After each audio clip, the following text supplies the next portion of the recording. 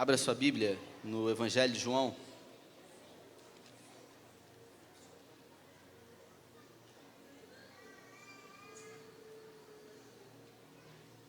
Evangelho de João, no capítulo 5.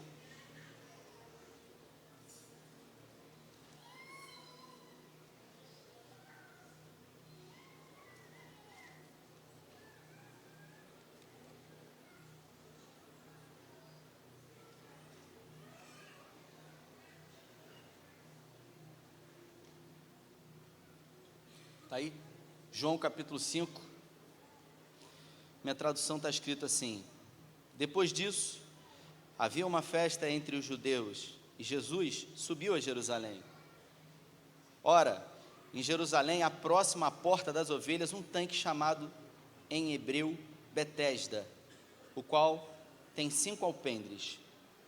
Neste jazia grande multidão de enfermos, cegos, coxos e paralíticos, esperando o movimento das águas. Porquanto um anjo descia em certo tempo ao tanque e agitava a água, e o primeiro que ali descia depois do movimento da água sarava de qualquer enfermidade que tivesse. Estava ali um homem que havia 38 anos e se achava enfermo. E Jesus, vendo este deitado, sabendo que estava nesse estado havia muito tempo, disse-lhe: queres ficar são?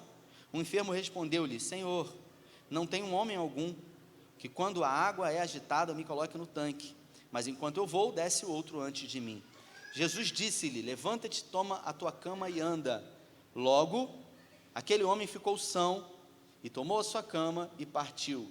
E aquele dia era sábado. Repita comigo: aquele dia era sábado. Então os judeus disseram àquele que tinha sido curado: é sábado, não te é lícito levar a cama. Ele respondeu-lhe: aquele que me curou, ele próprio disse: toma a tua cama e anda. Perguntaram-lhe, pois, quem é o homem que te disse: toma a tua cama e anda? E o que fora curado não sabia quem era, porque Jesus se havia retirado em razão de naquele lugar haver grande multidão. Depois Jesus encontrou-o no templo e disse-lhe: eis que estás são, não peques mais, para que te não suceda alguma coisa pior. E aquele homem foi e anunciou aos judeus que Jesus era o que lhe curara. Vamos orar. Pai, essa é a tua palavra e nós te pedimos nessa noite que, em nome de Jesus, o Senhor libere sobre as nossas vidas uma porção dos céus, que possamos ser alimentados por essa palavra, que a nossa alma possa ser saciada nessa noite de um banquete espiritual. Fala conosco, é o que nós te pedimos e te agradecemos, em nome de Jesus, amém. Eu até pedi para que colocasse um vídeo aqui. Eu gosto muito desse vídeo, que é especificamente desse milagre. Quando estiver pronto aí, eles vão colocar, para a gente ter mais ou menos uma ideia do que esse texto acabou de dizer. Quando estiver pronto, pode colocar o vídeo aí. Jesus entrava com os seus discípulos por um dos alpendres do tanque de Betesda, e aquele lugar vivia cercado de uma multidão de enfermos que aguardava que a água fosse agitada e por algum momento quem descesse primeiro fosse curado. Tinha um homem ali que se encontrava há 38 anos. Jesus então se aproxima dele e faz uma pergunta para ele: queres ser curado? O interessante é que ele não diz para Jesus que quer ser curado. Ele diz para Jesus: Senhor, eu não tenho amigo nenhum que, quando a água é agitada, me lance até lá. Todas as vezes que o anjo desce, a água é agitada, eu tento me arrastar até lá e desce alguém antes de mim. Jesus então se coloca de pé e diz para ele: toma a tua cama, levanta e anda. Ele pega a sua cama, se levanta e ele anda. É um vídeo muito rico, que demonstra a sensibilidade de Jesus. Haviam muitos homens e mulheres ali, mas o texto diz que só esse homem, ele foi curado por Jesus.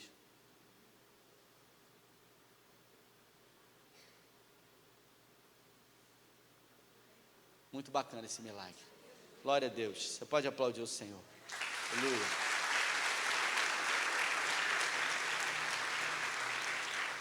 A gente vai falar sobre esse milagre hoje. Para mim, o mais fascinante em Jesus é ter a sensibilidade de curar primeiro do lado de dentro, para depois curar do lado de fora. Jesus, ele tem a capacidade de olhar para o homem com um olhar que só ele tem. Jesus, ele tem a capacidade de nos tocar na alma como só ele pode fazer isso. Produzir em nós segurança, produzir conforto, produzir acalento, abraço. Em João 10 diz que o ladrão, ele veio senão para roubar, matar e destruir. Foi Jesus que disse: mas eu vim para que vocês tenham vida e vida em abundância. Jesus, ele veio justamente trazer vida para nós. Dentro dessa caminhada existencial, sem sombra de dúvidas, nós enfrentamos muitos desafios. Muitas são as vezes que você se encontra com gigantes, vivendo momentos de deserto, vivendo inquietações da sua alma, angústias, aflições, preocupações. E muitas dessas guerras que nós vivemos, elas acontecem do lado de fora. Elas acontecem no trabalho, elas acontecem em casa com a família, elas acontecem na faculdade, nos problemas que nós temos, de um modo geral. Mas existem guerras que são travadas no campo da mente. E o interessante é que as guerras que são travadas do lado de dentro, elas são muito mais intensas e muito mais nocivas do que as guerras que são travadas do lado de fora. Quando Jesus entrou pela porta das ovelhas, para você entender um pouco como funcionava lá naquela época, Jesus, ele entra dentro da cidade velha de Jerusalém. A cidade velha, ela possuía muitas portas. E Jesus entrou pelo portal das ovelhas. E logo depois do portal das ovelhas existe um tanque, chamado tanque de Betesda. Eu pedi até para que ele colocasse uma foto aí, não sei se vai dar para ele colocar. Quando o texto diz que esse tanque, ele tinha 5 alpendres, muitas pessoas acham que esse tanque, ele possuía 5 colunas, mas na verdade não. Esse tanque, ele possuía 5 grandes corredores, que são esses corredores aí. Então, para você entender, eram 2 tanques e não um, como muita gente imagina. Esse tanque, ele ficava logo depois da porta das ovelhas. Um desses tanques, ele era exclusivo para a purificação das ovelhas. Todas as ovelhas que eram levadas, todos os animais que eram levados no templo para serem sacrificados, eles precisavam de um banho de purificação. E todo homem que fosse ao templo, obrigatoriamente, ele também precisava de um banho de purificação. Por isso, próximo de cada sinagoga, ou de cada templo, do templo de Jerusalém, havia ali um tanque. Haviam centenas de tanques em toda Israel. Hoje não mais tanques. Hoje existem lugares para que os judeus, eles possam se purificar, se lavar. Eles lavam as suas mãos.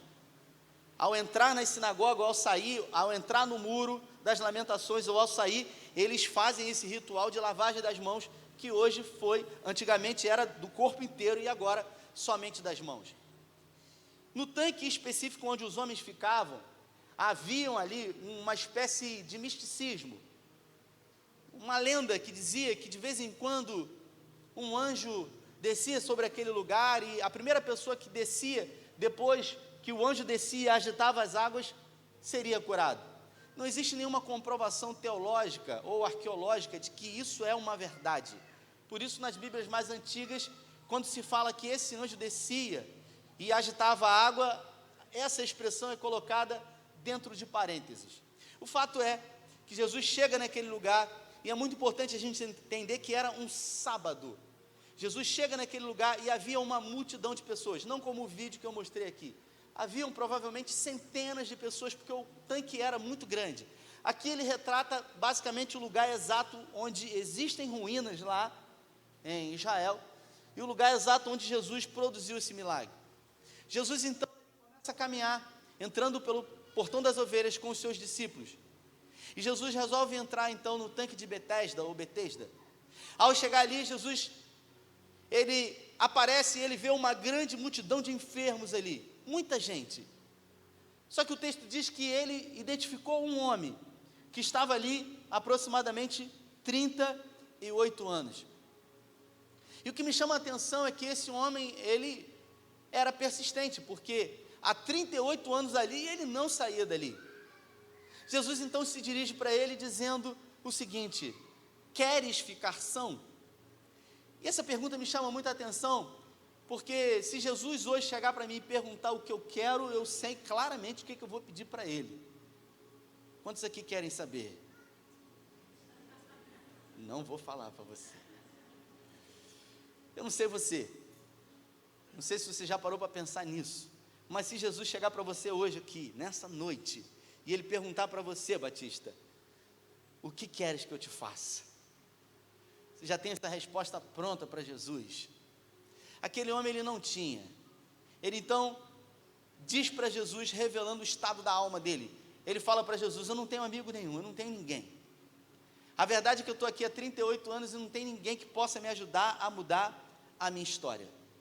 Isso revela para nós e para Jesus que era uma alma que se encontrava muito ferida. Alguém que tinha uma espécie de complexo de inferioridade, baixa autoestima. Alguém que não tinha uma visão perfeita de si mesmo. Um homem que se encontrava num estado, a Bíblia fala, se você observar o contexto, era uma das principais festas judaicas. Jerusalém estava assim, de gente, de visitante. Todos os judeus que moravam próximos de Jerusalém, eles eram obrigados a ir a Jerusalém nas principais. Até hoje são assim, é assim que acontece. Jesus então, ele vai a Jerusalém. Quando Jesus chega lá, ele vê muita gente ali. Eu estive em Jerusalém há 2 semanas atrás, e uma das coisas que me chamou muita atenção é a quantidade de pessoas que tem na rua pedindo dinheiro. Porque as pessoas, os evangélicos do Brasil, eles acham que o judeu ele é próspero, ele é rico, e acham que todo judeu é rico.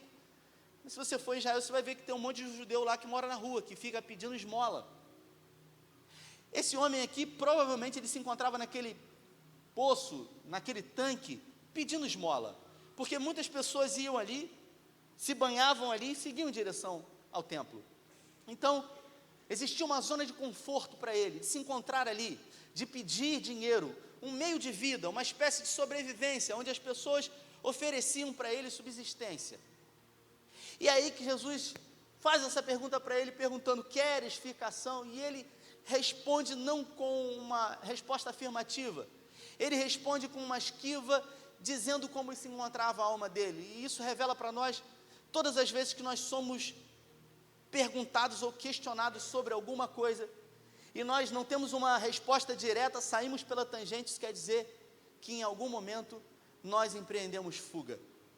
Hoje de manhã eu tive a oportunidade de ministrar, como eu disse, para os irmãos, e eu disse para eles que nós precisamos definitivamente aprender a abrir mão de alguns pecados de estimação que nós temos. Existem pecados de estimação que nós nos apoderamos deles, e a verdade é que existe uma zona de conforto dentro de nós para que não abrimamos mão desses pecados. Eu vou dar um exemplo para que fique mais claro para você. Todo mundo aqui tem a sua consciência e o Espírito Santo que convence. Você sabe algumas coisas que você faz na sua vida que desagrada o Espírito Santo de Deus e que você precisa abandonar. Mas a verdade é que talvez esse pecado, essa transgressão, ela não seja um grande pecado. Não seja aquilo que a gente chama no senso comum de um pecado cabeludo. É apenas alguma coisa que você faz, mas que você sabe que rouba você de você mesmo, mas que você continua fazendo. E aí eu citei um exemplo de um homem que me procurou e ele disse: eu tenho um problema com vinho. Eu tenho bebido frequentemente vinho. E esse homem, ele chegou à conclusão de que o excesso de vinho estava produzindo uma perda da consciência dele e mais, dele mesmo. Porque no início ele bebia porque ele vivia estressado. E ele percebeu que quanto mais ele bebia, mais estressado ele ficava, porque mais necessidade ele tinha de beber vinho. Até um dia em que isso se tornou um hábito na vida dele, e ao chegar perto da mulher dele, a mulher dele, num dia de semana, disse para ele: você bebeu? E ele disse: não. E ali ele viu que um pequeno ato, um pequeno gesto, começou a produzir uma distorção em cadeia. Ele começou a mentir para a família, ele começou a mentir para a mulher, ele começou a mentir para os filhos, e ele começou a se perder. E quando ele foi confrontado por alguém, ele disse: não, está tudo sob controle. É igual o cara que fuma, que bebe, o cara que é viciado. Você pergunta para ele, e ele diz o seguinte: a hora que eu quiser eu paro. A verdade é que quando se diz essa resposta, o que se quer dizer é o seguinte: eu tenho controle, mas não se tem. Esse homem, ele se encontrava há 38 anos numa zona de conforto, e eu quero me arriscar a dizer que era até um pouco cômodo para ele estar ali nessa condição.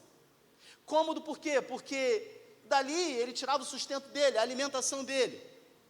Ele, ao estar deitado ali, as pessoas tinham compaixão dele, e isso fazia com que, em algum momento, sensibilizasse as pessoas. Outro dia eu passei num sinal aqui, perto da Ricamar, e eu vi um homem, o conselheiro tutelar está aqui, não fez nada. Eu vi um homem lá pedindo dinheiro, e ele levou a filha dele. E quando ele estava com as outras pessoas que passavam ali, elas eram sensibilizadas a dar dinheiro por causa da criança. O problema desse homem era uma espécie de moleta para ele, era uma espécie de fuga para ele. Ele não queria ser um aleijado, mas já que era aleijado, ele poderia usufruir da melhor maneira possível dessa condição que ele se encontrava. E assim, o texto diz que ele ficou durante 38 anos. Em Provérbios 23 diz que assim como o homem pensa, a sua alma é. Isso quer dizer que você é aquilo que você pensa ser. Você é exatamente aquilo que você pensa ser, aquilo que você deseja ser, aquilo que você imagina ser, diante da vida que você tem, dos problemas que você leva. Era um lugar público, era um lugar visitado por muitas pessoas, era festa, uma das principais festas tradicionais de Israel.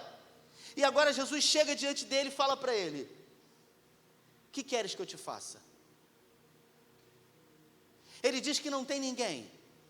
Jesus então dá uma direção para ele, dizendo: pega a tua cama, o teu leito, levanta e anda. No vídeo que eu mostrei aqui, esse homem, eles reproduzem de uma forma bem bacana, porque quando Jesus fala para ele, ele olha para Jesus meio que não entendendo. Como assim? Eu estou aqui há 38 anos. Como é que eu vou levantar daqui e vou sair andando, se eu estou aqui há 38 anos?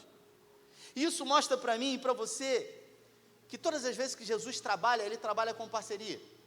Nada que ele faz sozinho, porque esse homem, ele precisou tomar a cama, levantar e andar. Quando Jesus, ele teve um encontro com um cego de nascença, a Bíblia fala que ele cuspiu no chão, ele fez lodo, ele colocou no olho do cego, e ele disse: vá lavar no tanque de Siloé.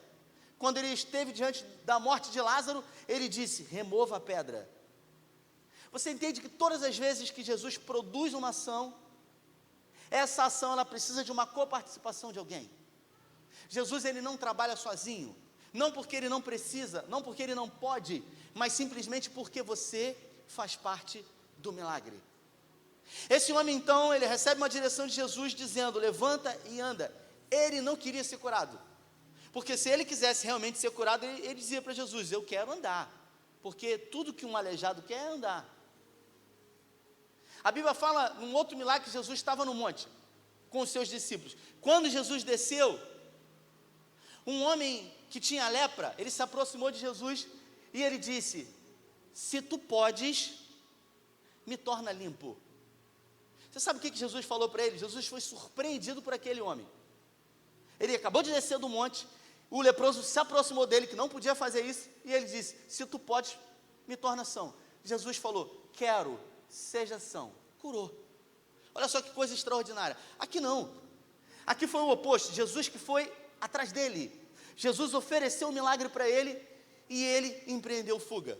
Jesus então diz para ele: levanta, toma o teu leito e anda. E ele pegou aquela cama dele, que provavelmente ele morava ali, era tudo que ele tinha, e ele saiu andando. E por que Jesus mandou ele pegar a cama dele e sair andando, se agora ele não precisava mais de cama? É porque era um sábado, e no sábado, não sei se você sabe, o judeu ele não faz nada, nem carrega sacola.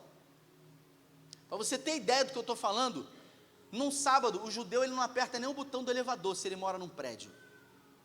Todos os elevadores de Israel, eles são programados no sábado, para ele parar de andar e andar. O judeu, ele entra e ele espera. Se ele mora no 11º, ele vai chegar lá um pouco atrasado, talvez para o almoço. O judeu, ele não faz absolutamente nada, nem carregar uma cama. Por isso, quando aquele homem sai do tanque de Betesda com uma cama na mão, os religiosos olham para ele e dizem o seguinte: quem mandou você carregar essa cama? Você não pode.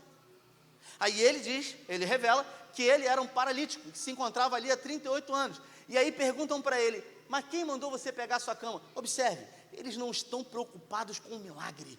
Ninguém está preocupado com aquele homem que estava 38 anos ali, vivendo, pedindo esmola para as pessoas.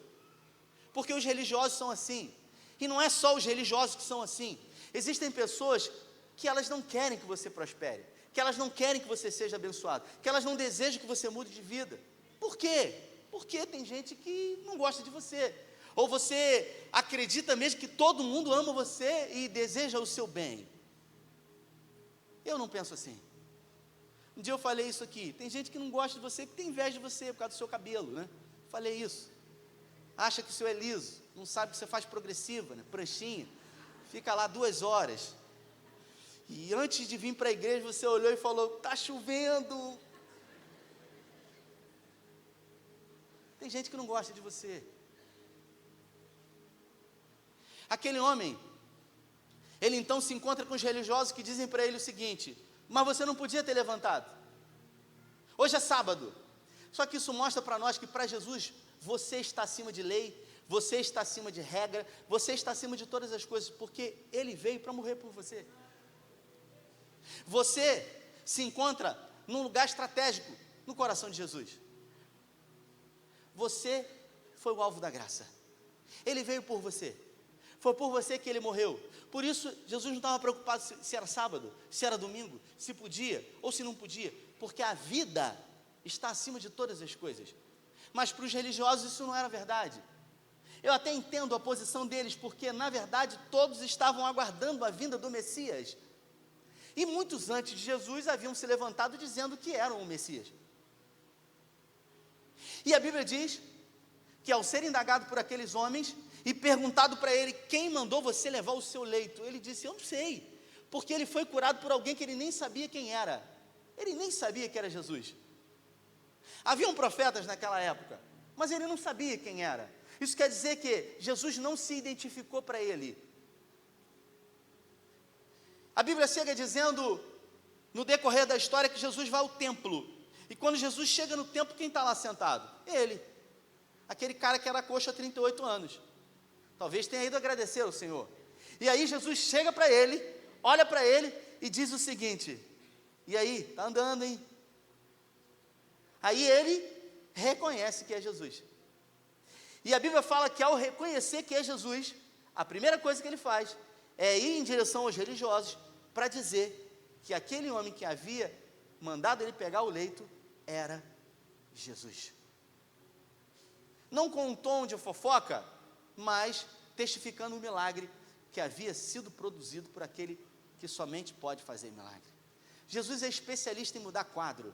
Jesus é especialista em reverter situações difíceis. Mas como eu disse no início da mensagem, existem guerras que são travadas do lado de fora. E essas guerras são visíveis.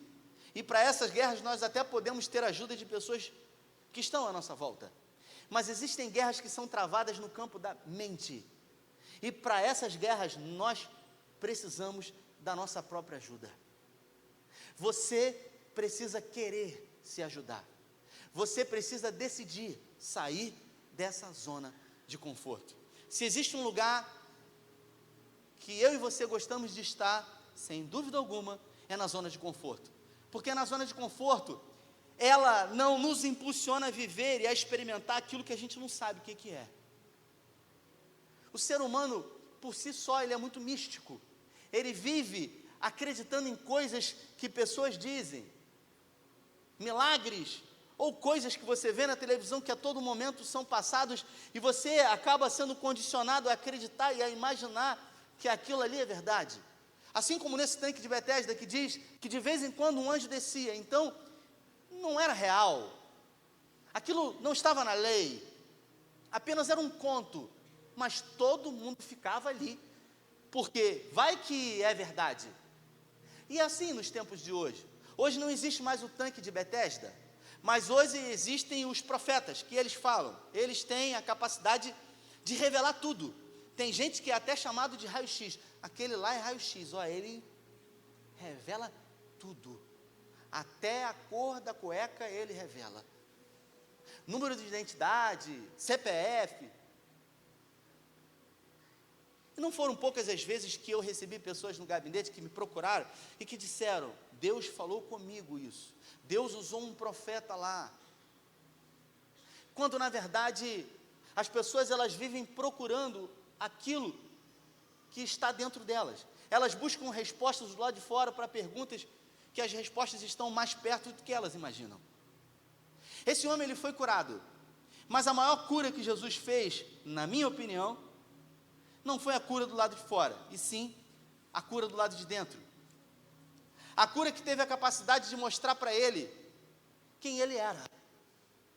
Alguém que ele não precisava ser. Alguém que se encontrava há 38 anos numa posição que ele não precisava. Quando eu disse que em João no capítulo 10, Jesus diz que ele veio para trazer vida e vida em abundância, isso quer dizer que o que Jesus veio dar para nós não se condiciona a nada que está do lado de fora. Porque se Jesus viesse para dar dinheiro para nós, carro novo, carro importado, apartamento, sinceramente, isso seria muito pouco diante de um Deus que enviou o seu Filho para que morresse no nosso lugar. Isso não é Jesus que dá, isso é o trabalho, isso é a administração. A bênção de Deus, ela já foi deliberada sobre as nossas vidas. E a bênção de Deus, ela está condicionada à obediência.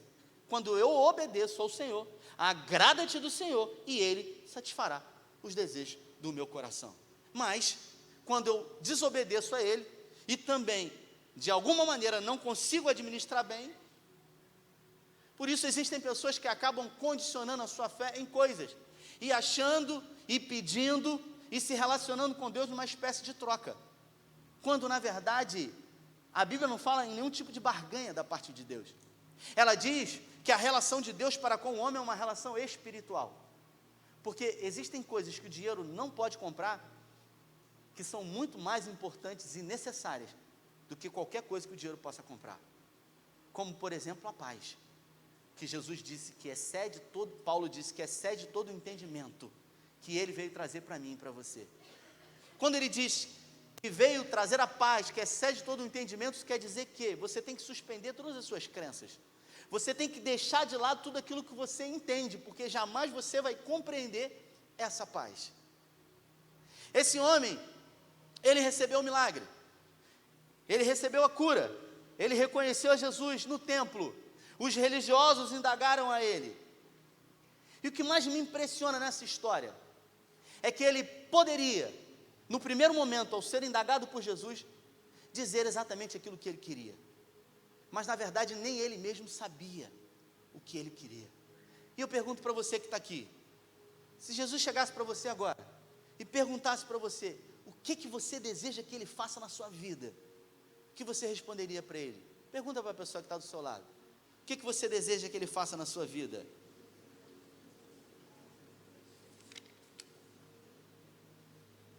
Jesus, ele trabalha em parceria, sempre em parceria com o homem. Não existe nada que ele deseje fazer na sua vida, que não vai envolver uma participação direta sua. Nada, porque se o homem permanecesse sentado, provavelmente ele não receberia o milagre. Jesus disse: levanta, levanta, toma o teu leito e anda. Quando Deus falou com Jeremias, a Bíblia fala que o anjo apareceu para Jeremias, Jeremias se prostrou, estava com a cara no pó, na terra, o anjo se apresentou diante dele e falou para ele o seguinte: levanta, porque hoje eu quero falar com você. Isso quer dizer que todas as vezes que Deus deseja promover uma obra na sua vida, você precisa estar de pé diante dele. Mas existem muitas pessoas que não estão de pé diante dele do lado de dentro, e sim do lado de fora. Jesus conhece o meu e o seu coração. Quem está do nosso lado eu consigo enganar, e você também, mas a ele ninguém pode enganar. Existem coisas que hoje na sua vida atrapalham o fluir, o romper, por situações que aconteceram lá atrás, na sua vida.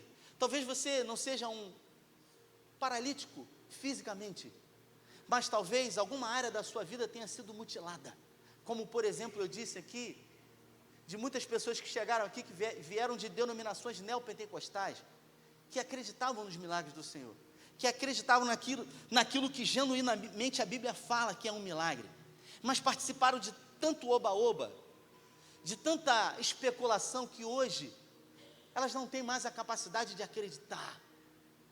Esse cara estava 38 anos, e quem está 38 anos num lugar que é dito que muitas vezes desce um anjo e alguém é curado, ele muitas vezes viu pessoas receber antes dele. E aí você imagina, alguém que está num lugar esperando um milagre, e está vendo todo mundo receber menos ele. Qual é o sentimento que vai ao seu coração? Frustração. Todo mundo merece, menos eu.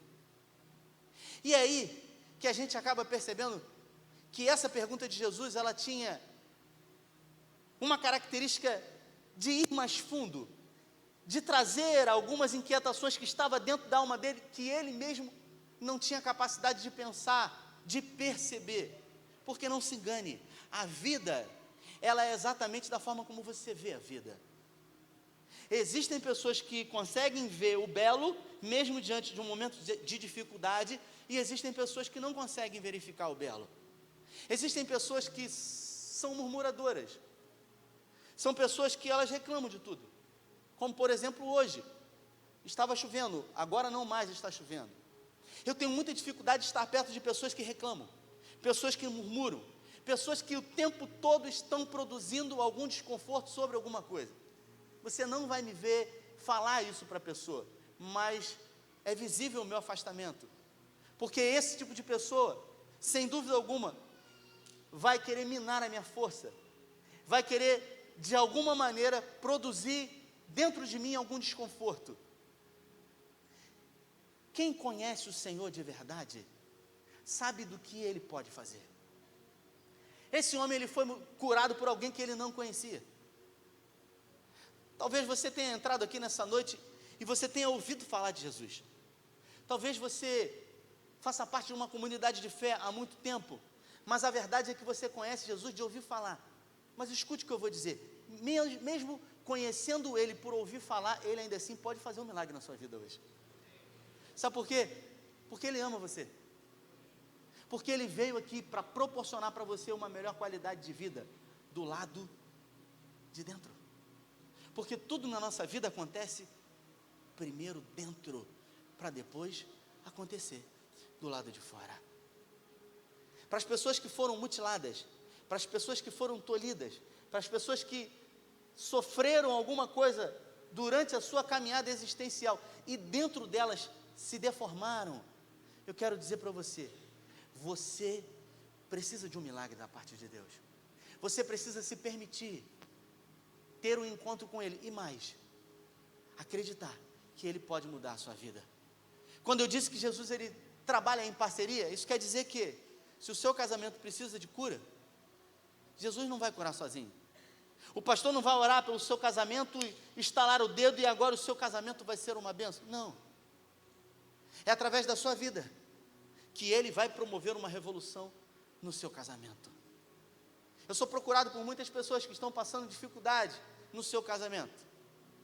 E de tanto trabalhar com famílias, talvez tenha sido por isso que eu escolhi me especializar em casal e família na faculdade de psicologia. Mas todas as vezes que um homem ou que uma mulher me procuram pedindo ajuda no seu casamento, eu digo sempre: eu vou te ajudar, Jesus vai fazer, mas Jesus sempre começa pela área mais sensível. Jesus, Ele trabalha em parceria, e Ele começa a obra com a parte mais sensível, e a parte mais sensível é aquela que procurou ajuda. Por isso, tudo vai começar a partir de você. Mas a verdade é que a gente quer ajuda da forma mais rápida possível, da maneira mais imediatista possível. Nós não respeitamos o processo, nós queremos o milagre que é falado por aí, chamado de milagre urgente. Eu pergunto para você, qual milagre não é urgente? Qual é a necessidade que não é urgente? Esse homem estava há 38 anos ali, desesperado, precisando de ajuda. Mas a verdade é que muitas vezes, mesmo precisando de ajuda, a gente se encontra numa zona de conforto.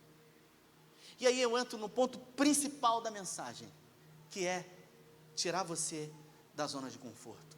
Se você quer viver um tempo novo em Deus, se você quer experimentar da bondade, do milagre da parte do Senhor, será impossível se você não sair do lugar onde você está. Todos os homens e mulheres que tiveram um encontro com o Senhor, eles precisaram fazer alguma coisa. A Bíblia fala que o cego de Jericó, ele gritou: filho de Davi, tem compaixão de mim. No poço de Jacó, aquela mulher, ela foi curada também do lado de dentro.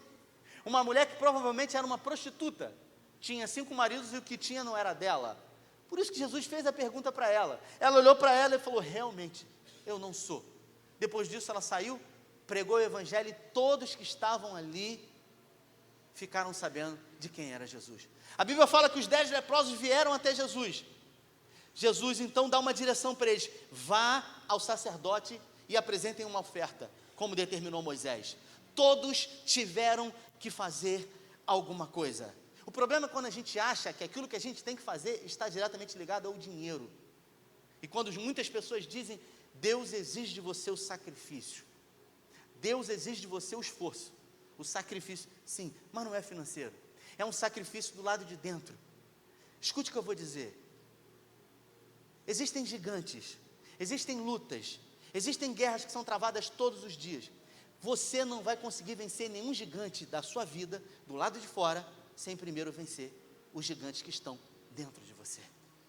É preciso que você entenda que para lutar contra esses gigantes, você já foi municiado pelo Senhor. E esses gigantes, eles têm um nome, e é o seu nome. Porque o maior desafio desse homem que estava há 38 anos era vencer a ele mesmo, era olhar para ele e não ter pena de si, era ter a capacidade de olhar para ele mesmo naquele estado e entendendo que ainda assim ele poderia viver uma vida dentro das condições de normalidade. Mas ele olhava para ele e ele via alguém mutilado, ele via alguém deformado, ele via alguém imerecedor de receber inclusive o milagre da parte de Deus, quando ele diz: eu não tenho condições, porque eu não tenho amigo. Ele não tinha nada, ele não tinha amigo, ele não tinha vida, ele não tinha prazer de viver. A vida dele era uma vida pautada em estar ali a mendigar e a não viver, a sobreviver. Existe uma grande diferença entre quem vive e quem sobrevive. Quem sobrevive está lutando para se manter vivo. Quem vive desfruta do belo de tudo aquilo que Deus criou. Eu pergunto para você: você tem sobrevivido? Ou você tem vivido e desfrutado daquilo que Deus tem colocado? A dialética da vida sempre vai nos impulsionar a viver o dia bom, mas também o dia mau. Salomão falou isso: quando os dias forem bons, aproveite-os bem, Eclesiastes 7,14, mas quando forem maus, considere, Deus fez tanto um quanto o outro e nada sabemos acerca do nosso futuro. Eu, como pastor, já recebi muitas pessoas, muitas, eu me atrevo a dizer que até centenas de pessoas, questionando da sua vida financeira, emocional, sentimental, dizendo: por que na minha vida tudo é tão difícil, por que para mim tudo é tão dificultoso, por que eu tenho que passar por tudo isso, na vida de fulano é fácil, na vida de ciclano é mais fácil, por que na minha vida tudo é mais difícil? Eu nunca vi, eu me converti em 1996, nunca, pode ser que hoje no final do culto alguém venha aqui, ou amanhã, mas nunca ninguém chegou diante de mim e disse o seguinte para mim: pastor Levi, eu não sei o que está acontecendo comigo, porque eu tenho sido muito abençoado pelo Senhor e tem alguma coisa errada, porque eu não mereço isso. Sabe o exagero de Deus? Eu não mereço, tem alguma coisa errada, tem como o Senhor orar por mim?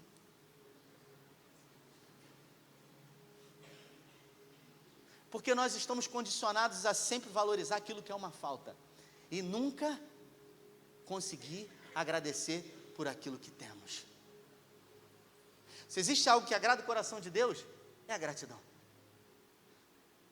A gratidão, ela move o coração de Deus, ela mexe com o Senhor, porque quando você é grato, você diz: tudo que eu tenho veio do Senhor. Eu fui para Israel e eu tive a oportunidade de viver momentos incríveis. Não trouxe coisas, aquelas coisas que vendem em Israel, tudo que está lá veio da China. Falei: vou levar coisa da China? Não está achando que vai de Israel? Eu trouxe um pelúcia para o Tito, ainda bem que ele está dormindo, senão ele ia ouvir. Trouxe um bichinho de pelúcia para ele, como é que é o nome? Um camelo, lindo de pelúcia. Aí embaixo da pata estava escrito assim: Made in China. Falei, aí em cima escrito: eu amo, coração Jerusalém. Eu falei, agora, o que eu de mais valor trouxe de lá, foram as relações que eu tive. Foram as relações que eu cultivei com algumas pessoas lá, principalmente com o guia. Hoje de manhã eu falei com ele. Então, escute o que eu vou dizer. Deus, Ele deseja que você seja uma pessoa grata, que você, mesmo passando um momento de luta e de dificuldade, que você tenha a capacidade de agradecer e de olhar o belo, mesmo passando um momento de luta. Esse cara, ele não via nada de bom, tudo para ele estava ruim. E para quem tudo está ruim, nada importa, inclusive o milagre. Queres ficação? Ah, não tem ninguém não, porque todas as vezes que chega alguém aqui, vai outro de mim. Hoje Deus pode tirar você da zona de conforto e fazer com que você tenha uma nova percepção sobre a sua vida, sobre a oportunidade que Ele tem dado a você. E quem muda a percepção sobre a vida, muda tudo. Eu disse que eu tenho muita dificuldade de caminhar e de lidar, minha esposa sabe disso, com pessoas que vivem murmurando e reclamando. Semana passada, eu fiquei na casa de amigos em Búzios, eu peguei a bicicleta, botei o Tito num macacão aqui. Um irmão fez um vídeo.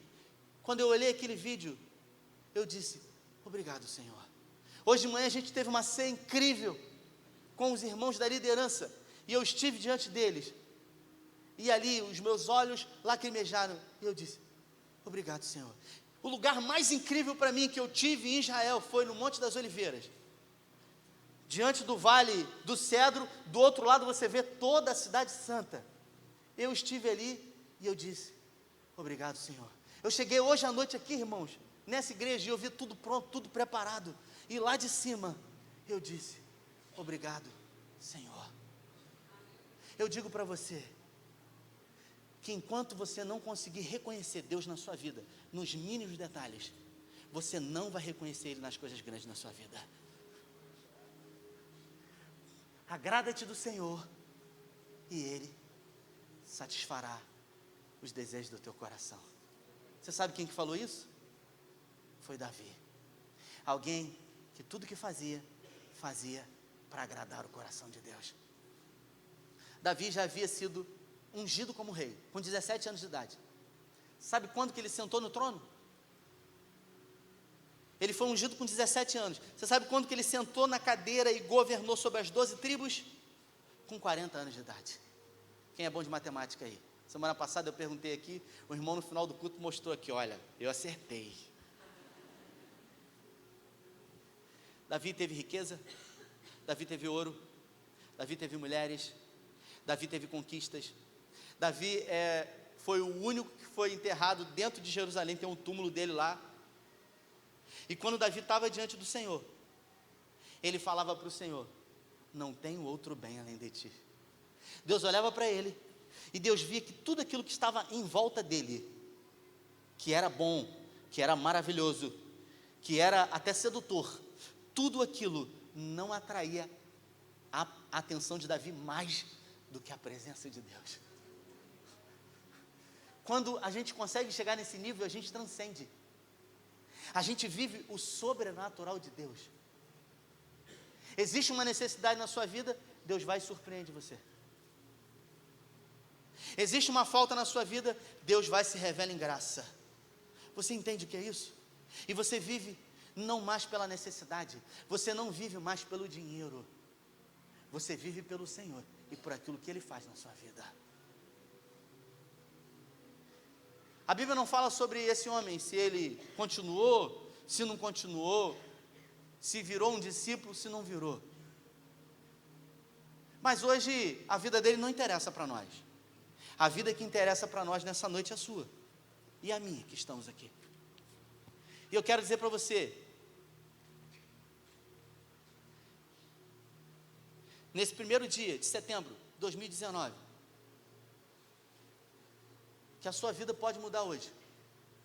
Mas se ao ouvir essa afirmação, essa frase, que a sua vida pode mudar hoje, se a sua postura, e quando eu digo postura, eu estou dizendo do lado de dentro, for a mesma postura daquele homem que estava deitado, quando Jesus perguntou para ele se ele queria ser curado, se a sua postura for a mesma, a sua vida não vai mudar, mesmo Jesus estando aqui e desejando fazer um milagre na sua vida, porque não tem nada a ver com Cristo, tem a ver com você, acreditar que Ele é galardoador daqueles que o buscam.